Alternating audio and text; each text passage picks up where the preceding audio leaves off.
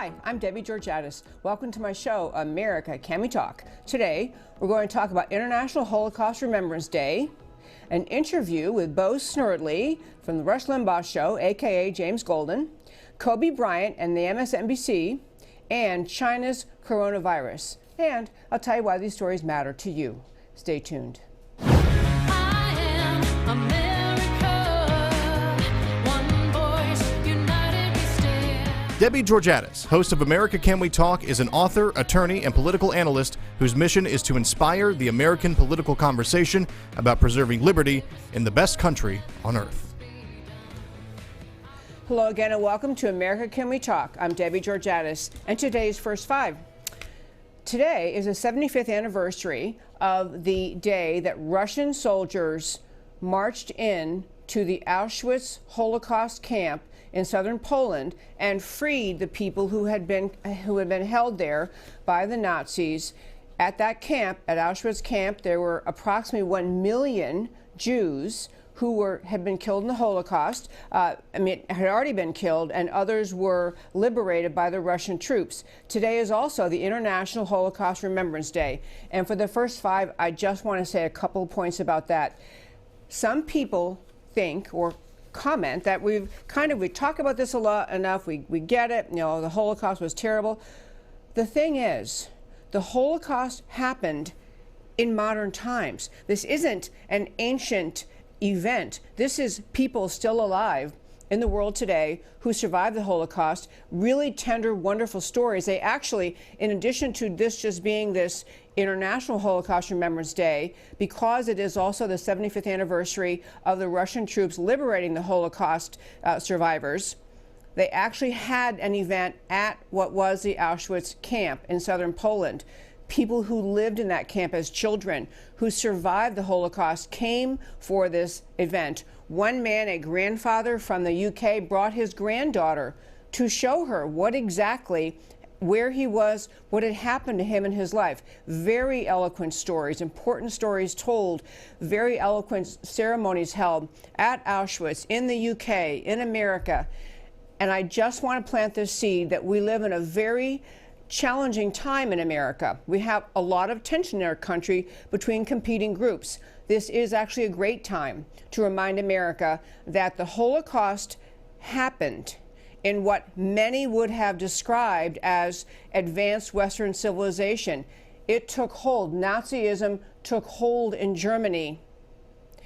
People were swayable. People were manipulated. The German people were, whether out of fear, manipulation, self-preservation, whatever the reasons, the Holocaust went on in Germany right in front of the many German people who were not involved, who weren't the soldiers, they weren't the military, they were just regular German people.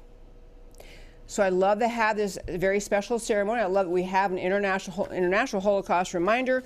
I love that some of the members of the British royal family went to one of the ceremonies, I believe in Poland, made statements about their commitment in this generation, our time, our commitment to fight anti-Semitism, to expose anti-Semitism, to expose it for the evil that it is. Anti-Semitism, among the main conversations and points being made by Holocaust survivors and others honoring this Holocaust Remembrance Day, is that anti-Semitism is on the rise in America, in Western Europe, especially in the UK, but in Western Europe, and that we need to be alert to what happened when we didn't hold it in check. The idea of being anti-Semitic is as old as the Bible. It starts in Bible times with the surrounding groups who did not like the Jews because they claimed one God. They claimed for themselves they were going to follow the one God, surrounded by groups that believed in no God or pagan gods or other gods.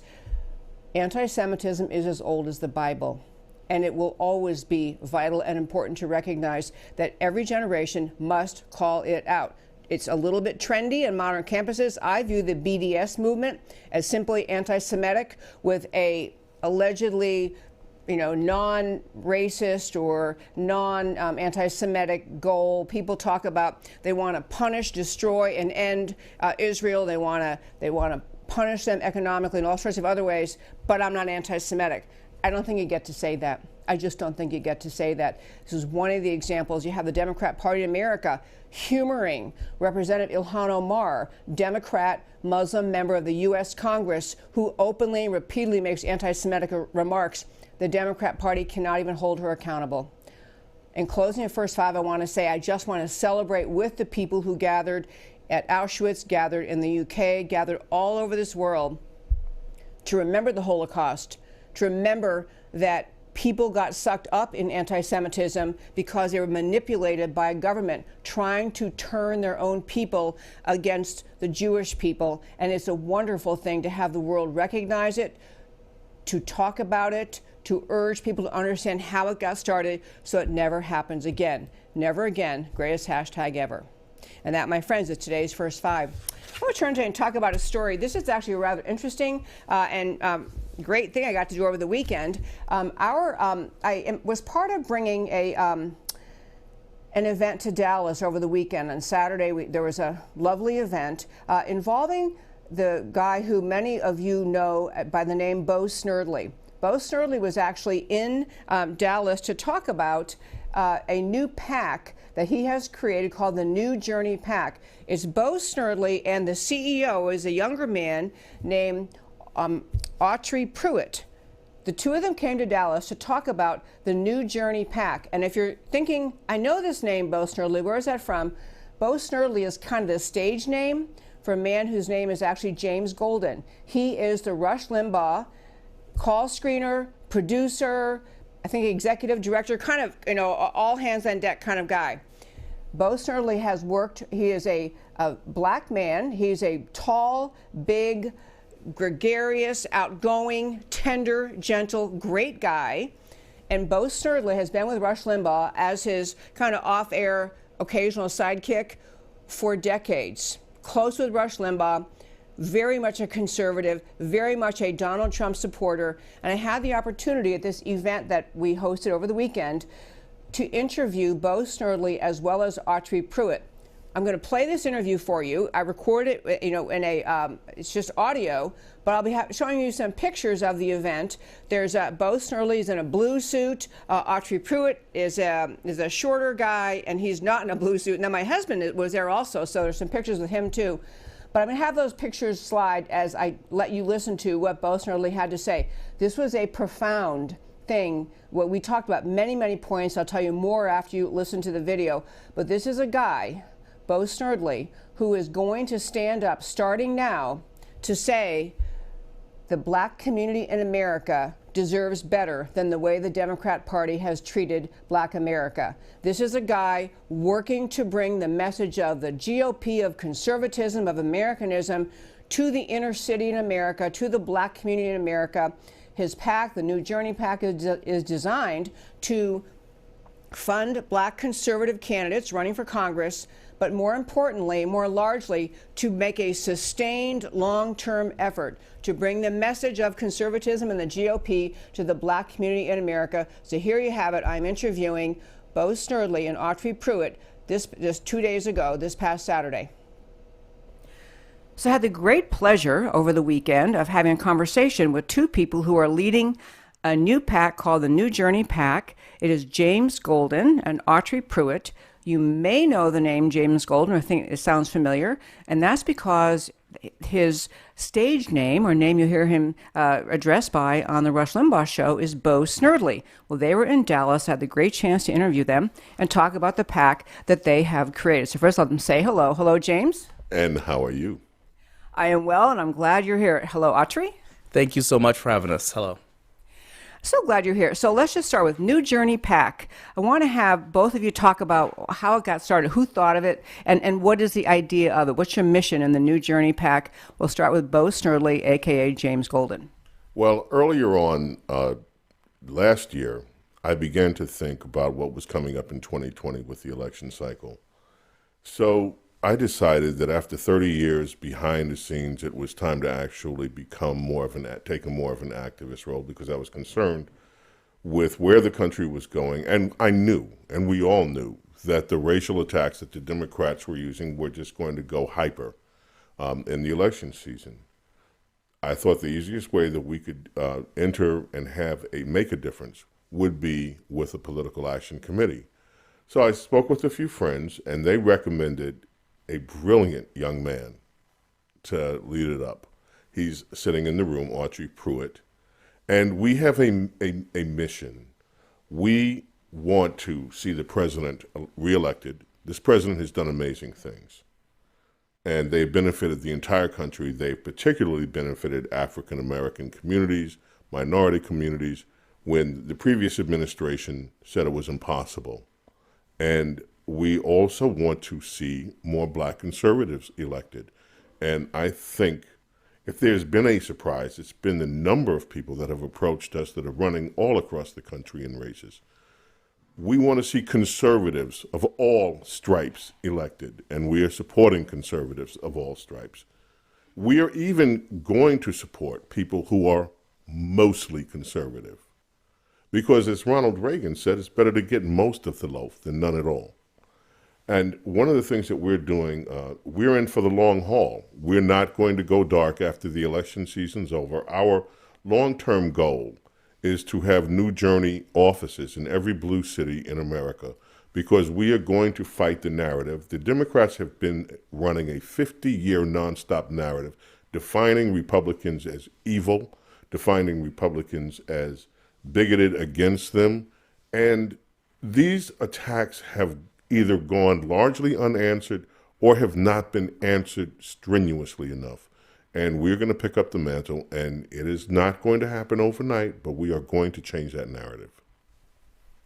Thank you so much. That was just a great, great answer. I'm going to turn now to Autry Pruitt and ask, so there have been people talking about the idea that conservative ideas actually are better for everyone for 50 or 60 years. We have Larry Elder, fabulous American advocate for conservative ideas and trying to bring the message to the African American community. And Walter Williams, brilliant economist, Thomas Sowell, all those people have been talking about this for decades. And especially now, people argue that America is more divided than ever. So given that background, what do you think is the difference, or why do you think New Journey can do something now that really has been a struggle for the last several decades?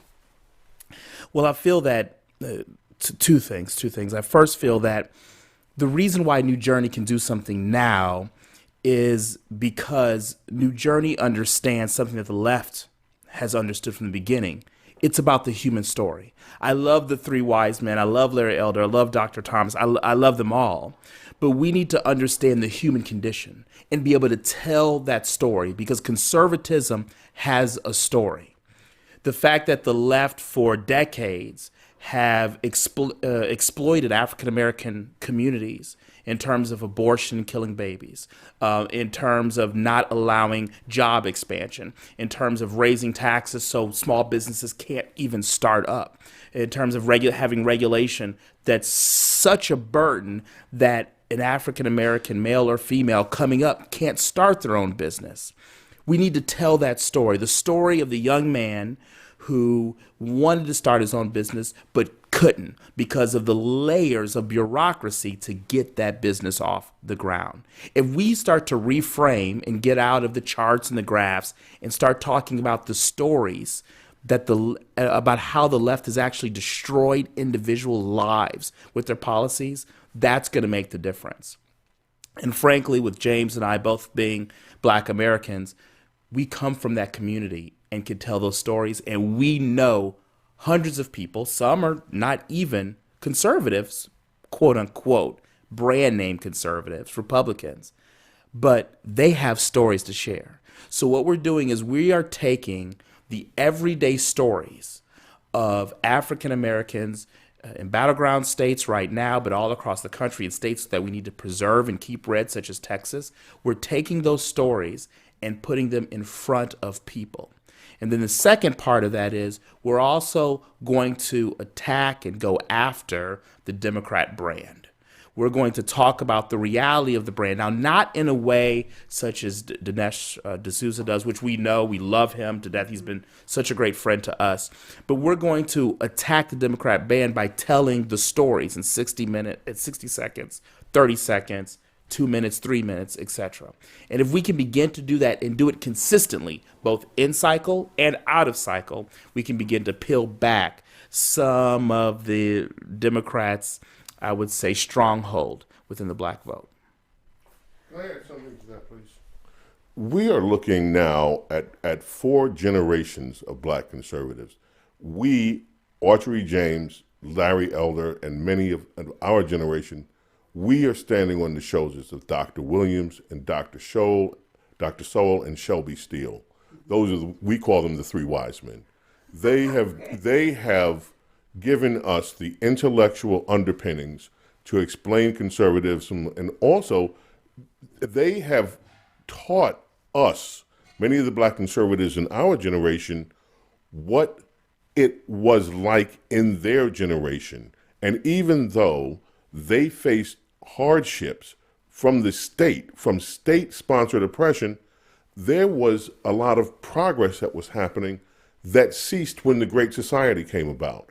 So you have that generation. You have Autry in our generation.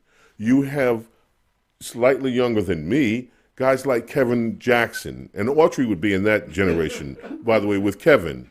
And now we have people like Candace Owen. And she's reaching out to even younger. You have 4 generations of black conservatives. And what is different this time? We're not just isolated. I will tell you that many of us are working together. This is not, we're not crabs in a barrel each trying to just compete with each other. We're working together. We've had people that have done other PACs that haven't gotten as much attention as ours have, that have come on board and said, hey, we can help you and you can help us. And we're doing that. People have been just marvelous. And so I think you're seeing this is the beginning of this is not the beginning. We are in a movement, and that movement is going to continue to grow. Just love both those answers. I love you mentioned a moment ago, James. Okay, the name Bo Snerdley is so much fun. Just go with Bo. It's cool. Well, the idea of placing offices in inner cities is a brilliant idea. Last night at a meeting, we were discussing the idea how Texas really manages to remain conservative because of the urban and, the rural vote, the outlying. But you get into the cities and even Texas, people think it's such a conservative place. Texas has a problem getting a conservative vote to come out of the inner city. So what are you going to do in those inner city offices? Let me tell you why this is so important. Last night I was in the hood, okay? I'm a vegetarian. I'm a vegan or vegetarian, whatever, okay? I wanted to find some vegan food. The place that I found was a place in the hood called Da Munchies. Okay, they do great vegan food. Now, I also had discussions with the business owner. We were able to talk about what we would call in the conservative world capital formation. What I was talking, hey, you got to get some money because you're going to need to expand because your food is so great, this just can't be contained here.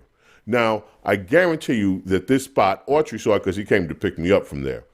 This spot is not a spot that most people listening to this podcast would ever go to. The place in the neighborhood, it looks a little sketchy. But you know what? This is why New Journey has to be there. This is why we have to be in every single blue city in America. When I grew up in Queens, New York, the Republican Party was there. They had an office on Farmers Boulevard. The Republican Party left by the time I had graduated from high school. They were long gone. And never to return again until they're making an emergence because we have a black Republican woman running against AOC. AOC represents part of the district that I grew up in. Okay, so we have to be in the neighborhoods. We have to demonstrate to people who we are. And we are your neighbors. We are your countrymen. We want what is best for you. Because we are you. We are one people. We are Americans. And this American dream is ours. And everybody, every single American has a birthright to access this American dream. And that's why we are going in every city in America to let people know who we are and what we're about. I'm so excited I can hardly stand it. I want to tell our listeners, first of all, if you'd like to support the New Journey PAC, you can go to their website, newjourney.org. NewJourneyPAC. .org. New Journey. Or you can do simple. You can just go to MAGA.black. MAGA.black. You don't need a .com. You don't need net. Just MAGA.black. And you can reach us there. That is great to know. And I honestly, the idea of energizing the messaging to the Black community in America, across this country, about what policies really work is a fabulous idea. I will tell you one quick thing and get your reaction to it. But we were talking, we have very close friends, long time. They're a Black couple, their kids went to school with our kids, longtime friends. And they were telling us, we have dinner with them once in a while, and they were telling us how still, when they go home for Thanksgiving dinner, they weren't from here, or they go for a holiday meal, they sit there and they are the only ones who are Republican, and they find it so hard to talk about politics. They just don't. They agree it's off the table. But I think part of what would be so healthy in America is to have more people willing to talk about why they're driven, people of all races and ethnicities and backgrounds, what drives their political thinking, what drives their vote. Because in part, I see the rabidness of the leftism, the political correctness, it silences political conversation. And what you guys are doing could really inspire young people and the Black community inner cities to say, yeah, not just am I going to listen to you, I want to talk more about it. I want to understand. I love forcing the conversation about why people vote the way they do and what really has helped or not helped in the Black community in America. What are your thoughts on that? Yeah, I agree. There's two aspects. Number one, being able to interact and talk to individuals and listen. A lot of times we as conservatives, we tend to be very logical, very graph and stats oriented. And what people need, whether it's a marriage, a boyfriend, a girlfriend, sometimes what people need is for you to just listen to them and hear and digest what they're saying. And so we as conservatives, small c, not an organization, not a party, just those who have a conservative viewpoint, if we took more time to listen, we would understand that within the Black community, conservatism is there. So this is in some ways a branding issue. And then the second point is I used to be involved in talking to people about Christ. And I'd go knock on some doors. I know, Democrats will probably shoot me for this, but I actually used to proselytize about the kingdom of God. And then I figured out something when I had stopped doing that. I went off to school and I was just living my life. And I had a couple people come to me and say, man, yeah, you get upset every now and then, but you like people, you love people. Why is that? And what I found out was instead of me talking about Christ, if I just lived my life and interacted with people who normally were outside the circle of who I would interact with, people came to me. And I found the same thing with being a conservative. A lot of people, once I left the real estate world and did politics, were surprised I was a Republican. They're like, wait, you're so friendly, you're so nice, you're a Republican. And that's what it takes. That's a part of James's vision and what I'm executing, putting these centers in blue cities. We just need to be there because we're human too. We cry, we scream, we take a shower, we use the restroom. And so if we can interact on that level first, then the message is easy. The message is easy. But right now we're coming down from the kingdom preaching at people rather than interacting with people. May I just add one thing to that, please? And the conversation that we're looking for is two-way, because we also have to have conversations with some of our fellow conservatives. One of the things that I find most troubling when I talk to my fellow conservatives, whom I love dearly sometimes, is sometimes I get a knee-jerk reaction to things. So you'll have, for instance, a shooting, an officer-involved shooting, and minds are made up before even the facts are. Now, we say minds are made up on the left, and they are very often, but often minds are made up on the right, too. And so, to me, this is an important issue because this resonates so deeply. I'll tell you why this resonates with me. It resonates with me because of Thomas Shea. Anybody know who he is? I know. When I was a young man living in Queens, Thomas Shea was an officer that shot a 5-year-old black boy, Clifford Glover, and killed him. And Thomas Shea later said that Clifford Glover, 5 years old, had a gun drawn on him. If he could even hold a gun, which was impossible, there was no gun. Thomas Shea walked. Never did a day of prison time for this. A short time later, another police officer killed a woman not too far from my house by stabbing her to death and went to a psychiatric ward for less than a year, was released, and that was the end of it. I remember these things from my childhood. People remember incidents that happened to them, that they are afraid for their own children's lives in their own neighborhoods. The idea of capital punishment in America, which I support, is that there is due process, that there is a system of laws that we respect. And so do black people have a responsibility to teach their children morally correct, to be morally correct, not to be involved in criminal behavior that increases their chances of interaction with the law? Absolutely. Do we support where black youth especially have an almost arrogant, anti-authoritarian view as part of the culture? That has to change. But do we support knee-jerk reactions where we can just look every time a black kid is killed in the neighborhood and say, it's okay? We're not about that. We have to have true justice in America, and that's when people, and that conversation has to be a two-way conversation. I'm sorry, I'm going on, but.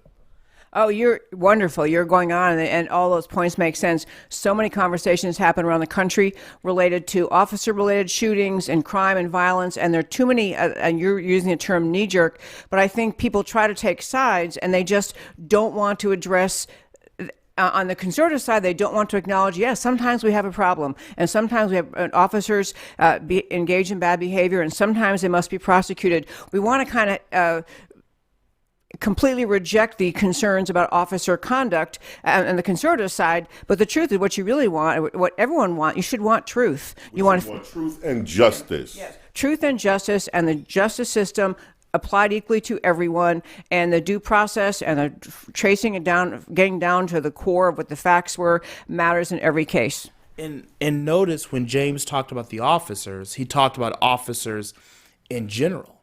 We have to understand that a lot of shootings that occur from officers to black youth happen from black officers to black youth. And if we really want to talk about this, we also have to bear in mind that officer-related shootings are not nearly as prevalent as people might think. The number one cause of homicide in the black community are black young men killing other black young men, unless you consider the genocide that occurs in the black womb.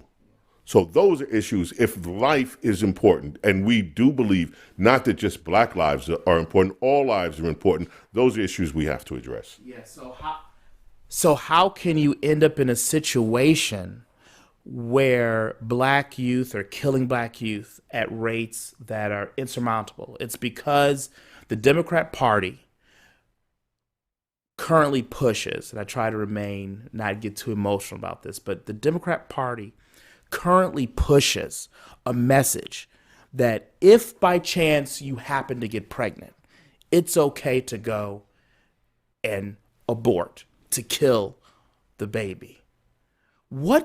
Think of, once you push a message like that, no wonder you grow up having no value for life. Because no one has said, wait a second, your life is valuable. Your child's life is valuable. There are resources. There are churches. There are government resources. There are neighbors. There are people that can help you. Your kid can be someone. You can grow up and you can be the mother to the next E. Stanley O'Neill, the next Kenneth Snerdley, the CEO of American Express, Don Thompson at McDonald's. The next President Obama, hopefully with better policies. A Republican President Obama, yeah.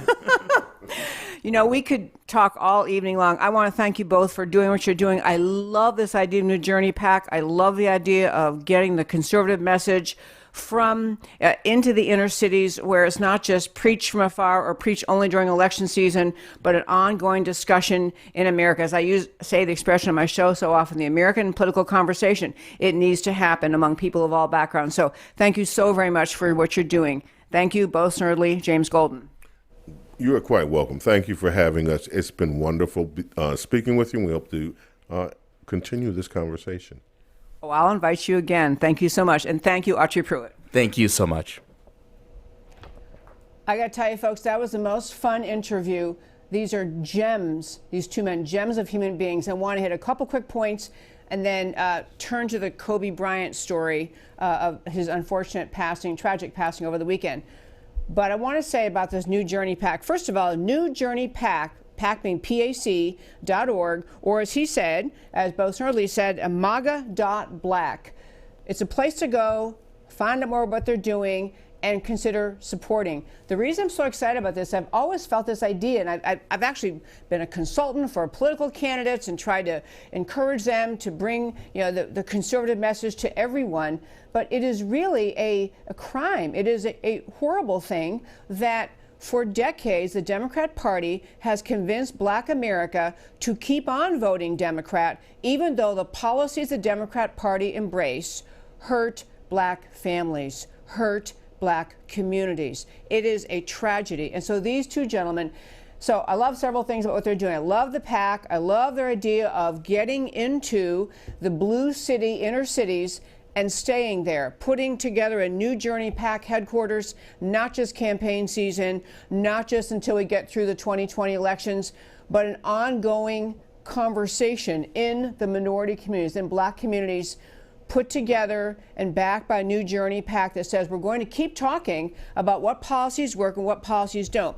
I love several things about what they're doing. That is a big thing, staying on the ground, because many, I will tell you, I've worked on campaigns where I've had people from Black majority neighborhoods say to me, Republicans only come down here during election season. Democrats have an office here 24 hours a day, 7 days a week, 365 days a year. We need to be bringing our message on a consistent basis. Number two, I love the idea that Bo Snerdley said, that the idea that you cannot argue conservatism and fail to be honest about the history of America, the history of segregation, and the knowledge that many people, many Black American voters, either lived through segregation or they learned about it from their mother or their grandmother, and it feels real. It's a present concern in their thoughts. So as we are communicating the conservative message, be honest. Yeah, we had a really bad history in America, slavery and segregation and Jim Crow and Ku Klux Klan. And yes, you can point out that it was the Democrat Party in charge at that time, but the Democrat Party has managed to dupe many Black voters into blaming the history of segregation, Ku Klux Klan, on the Republican Party. But admit the truth of the history. I also love James Golden's point about when there's an officer-involved shooting. We've got to be honest enough to say, no one knee-jerk react, not on the left, not on the right, not on the Black community, not in the white community or the police officer supporting community. Everybody needs to be focused on what is true. Find the facts, discover the truth, and apply the laws, apply due process, apply the laws, the justice system in every case following the law. This is a huge thing, and I think he's exactly right when he said there are some people who just almost don't even want to talk about it if there was an officer-involved shooting that is not, that may look bad. Seeming the officer was not justified in a shooting, and people who defend law enforcement might want to say, well, let's not talk about back off. No, we need to deal with situations. It's the last point I'll make, and I will say at this event that we sponsored for them over the weekend, they gave a fabulous presentation, but the last point I wanted to make was they really are very collaborative with other Black conservative voices. I was trying to encourage some people to donate to them, to New Journey PAC, and some of these people are already really big supporters of Candace Owens and her Blexit movement, but they are collaborative, they see their mission as moving along the same parallel tracks, but different tracks getting to the same goal. So I just encourage you to learn about that PAC more, follow what they're doing, and I think they could make an extraordinary difference in America. So it was a great, great thing. And again, MAGA.black or NewJourneyPAC.org. Okay, I want to turn and talk about the Kobe Bryant. Obviously, everyone in the nation was shocked on Sunday morning to realize that Kobe Bryant, along with 8 others, perished in a helicopter crash. Among the other victims, Kobe Bryant's daughter, Gigi, went by the name Gigi. And while that was tragic, and obviously everyone in America kind of watched that and just it could hardly believe that it happened. It's just so shocking. 41 years old, you know, a guy who's a basketball legend. I've probably mentioned this show before many times. We're kind of a basketball family. We love sports. We really love basketball. And so, you know, Kobe Bryant was legendary as a player, and many, many young players coming up, even kids today who are elementary school age. He is an icon. And so obviously just a devastating loss. But I want to turn and talk to the political angle about it. And I wanted to play that interview with James Golden first before I turn to talking about this. One controversy that arose right after this unfortunate and shocking death of Kobe Bryant was that there was a clip that was a very short clip. And I believe me, folks, I went back and forth about whether to play it. But I'm going to play it. It was an MSNBC reporter who was in the hyper emotion of newly learning that Kobe Bryant had perished in a helicopter crash. She was beginning to tell her story on air. So it's a very short 9-second clip. This is a woman named Allison Morris with MSNBC. We'll quickly play this clip, and then I want to talk about the what has happened since this clip was aired. Athlete, the kind of star that was perfectly cast on the Los Angeles Lakers. Kavita, if I could ask you to stay with us, we're going to go. Okay, so she misspoke, or she did not accurately say the name of the NBA team, the LA Lakers, which I'm pretty sure Kobe Bryant, that's the only team he ever played for, 20 years or something like that. But you heard her stumble over her words. She next put up a tweet.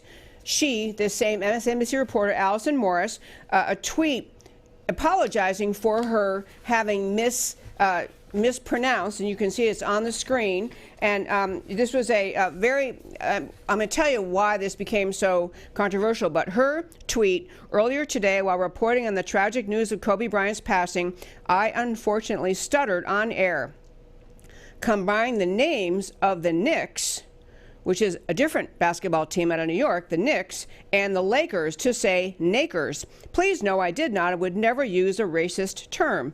I apologize for the confusion this has caused.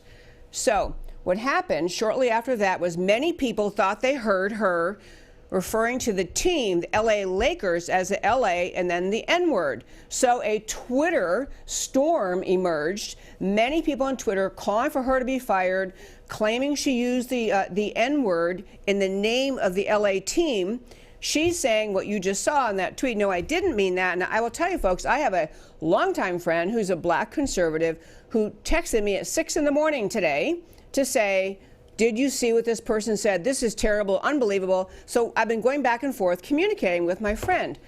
And I want to say this, and in light of all that we just heard from James Golden and Autry Pruitt about the New Journey PAC, there are people who are sure that this MSNBC reporter used the N-word, and other people who believe what she said in her tweet. I misspoke. I'm talking fast. To be clear, that little clip you heard is in the course of a day long, her and other reporters from MSNBC, just celebrating Kobe Bryant's life and beside themselves with grief over his passing, and celebrating a great player and a great teammate and beloved, all those things. But in the context of it, she used the language you just heard that many heard to be the N-word. And I want to hit like 3 or 4 or maybe 5 points very quickly. One is, we live in a hyper Twitter mob driven cancel culture world where some people think the moment some word or poorly enunciated term is used or some mistake is made, you're done. You're toast. There was a petition online last time I looked, had 14,000 signatures demanding MSNBC fire her. So there are people who are sure that she said the N-word, and they don't really want to hear what anyone else thinks she said, or they don't want to accept her explanation. So this cancel culture says, one mistake, and even if you didn't, and I think some were saying, even if you don't think she meant to say it, she still said it, and she should be fired. But that's a pretty intolerant culture, because almost everyone misspeaks, makes mistakes, mispronounces. So that was the first point, though, that there is a mob ready to say she's got to go. And some of these people, my friend included, who's been texting me, very earnest thinker, very, very heartfelt, basically saying, in response to our texting all morning, was saying, this is a deeply hurtful word. We have not nearly gotten past in our culture the commitment of our culture to denounce the use of that word, to reject it, to always call it evil. There's never been enough done. Now, I'm sure this woman apologized, the reporter. I'm sure MSNBC has put out an apology. Maybe others will also. But it's possible she simply stuttered. It is also possible she simply stuttered and put together those two team names, the Knicks and the Lakers, and said what she said, which was, as she spelled in her tweet, N-A-K-E-R-S, Nakers. But we have a lot of people saying, cancel culture, that's it, she's done, fire her, I don't care what her explanation is. Number two, I will say, though, on the side of sensitivity to those really bothered by it, I can tell you, as a woman working in a corporate law firm and in other settings where I'm sometimes the only woman or one other woman in a room with a lot of guys, I know women are more sensitive to, perceptive to, and think they pick up on sexism where other guys in the room don't see it. I mean, I've been at meetings where you make a suggestion and you lay it out and everyone goes, nah, we're not doing that. And then some guy 3 minutes later says the same thing and everyone says, oh yeah, great idea. And you're, wait a minute, I just said that. So I hear this from women a lot, that women hear those kind of things, they perceive sexism. And so I give credence to women about their perception that maybe, maybe even though most of the guys in the room would say, oh, it wasn't sexist, he said it differently, or everyone had time to think, they find excuses. So I am sensitive to the idea that Black Americans rightfully resent the history of slavery, the history of segregation, the history of Jim Crow laws, and really are very sensitive to wondering about what someone else's motive was and what they said. So, okay, maybe that's part of what is going on in the perception about this woman. I will say all of her critics are not just willing to hear the words she said in the way that assumes she said the N-word on air, but they're also really implying that even if she didn't quite get it out right, they know what she's really thinking. They know that she really has that racist thought in her, and it sneaked out on air, and she quick tried to pull it back, but they know the truth about her. We have to be really careful in this country to not agree that we really surely know what someone else is thinking. I mean, most of us don't want to have other people judge us and say, I know what you're really thinking. It's not what you said, you really think this. I think most of us want that. We want to be, number one, treated at face value, and number two, we want to have the ability, if we are perceived to have said something that is offensive, we want to be the ones who define for ourselves what it is we're saying. And what a lot of the people who are calling for her to be fired kind of saying, doesn't matter what she says, she has no right to defend herself.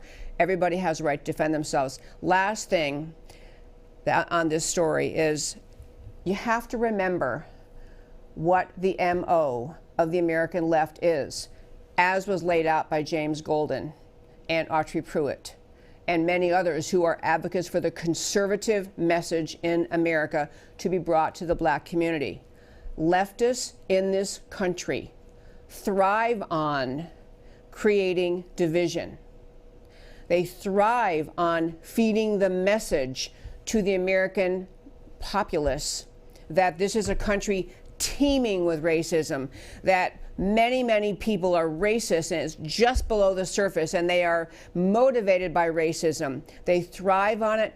The leftists in this country gain and hold on to political power by instilling fear in the hearts and minds of Americans that everybody around them, even though they don't admit it, they're all racist, that racism is just growing everywhere. It's all around you. It's under every rock. It's in every person's thought. That is how the left comes out, where the left comes, how they come at America, how they speak about America. What they try to do is implant fear and resentment and suspicion among the American people about their fellow Americans.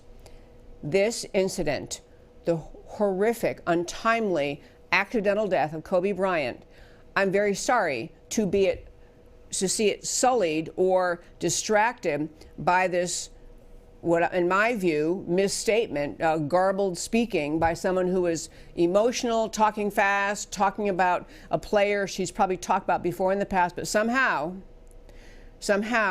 a slight misstatement means that she's done and can never speak again. And the left uses these kinds of things to gain political power. The mission of the American left is always to divide America. The mission of the conservative side, the Bo Snerdley and Candace Owens and Autry Pruitt, and literally millions of other conservative black Americans, their mission is to help America unite around the right ideas, the kind of ideas that Bo Snerdley is bringing to the black community in America through the New Journey PAC. Folks, I'm going to have to skip my last topic for today because we just rocked and rolled too long. So, Matt, the wonderful, we're going to turn to why it matters to you, but we can skip the last slide. We'll talk about the coronavirus tomorrow. There's a lot of politics about that, but let's just wrap up our show today. So, number one, International Holocaust Remembrance Day. Never again should be the resolve of humanity. 75 years after Auschwitz liberation, resolve is wavering in parts of the Western world. Rising anti-Semitism has never been a good omen for the world. Anti-Semitism is often a proxy for hatred of God. And the secular elite ruling classes can easily slip from tolerance for faith in God into disdain for it, to the point of blaming religion for the ills of society and moving to limit and ultimately eradicate it. This is the aim, the goal of the Soros leftist agenda. Judaism and Christianity form the moral foundation of America. Be alert to and reject those who would deny or destroy them. On Kobe Bryant and the MSNBC, we have the MSNBC reporter heaping accolades on Kobe Bryant, stumbles on the word LA Lakers, intentional subsurface racism of left-wing MSNBC exposed, or an honest mistake. There's room for remorse and apology, or another bow to the cancel culture. I'm voting against bowing to the cancel culture. Remember, the left desires to foment hatred of America and stoke racial division. Americans must step up, refuse to live in or feed on the 24/7 outrage culture. America is a good country filled with good people. Correct or condemn if needed. Avoid obsession. And finally, Bo Snerdley and his New Journey PAC. James Golden, a.k.a. Bo Snerdley of the Rush Limbaugh program, is a force for intelligent, informed patriotism for love of America, stepping out on his own with courage and clarity, joined by patriot Autry Pruitt. Golden's New Journey PAC will be a force for turning black America away from leftism. The attacks on him from the left will be strident. Look for the New Journey PAC advertising and look for ways to support it. And that, my friends, is America Can We Talk for today. Thank you so much for listening. Email me at americacanwetalk@gmail.com. Like, follow, subscribe, support me on social media. Love your help, need your help. Go to americacanwetalk.org and subscribe to my once weekly newsletter with links to all the stories that we've talked about today. Thank you for listening to America Can We Talk, where I always talk truth about America, because America matters. I'll talk to you next time. Can you hear us now? America Can We Talk? Truth about America. Can you hear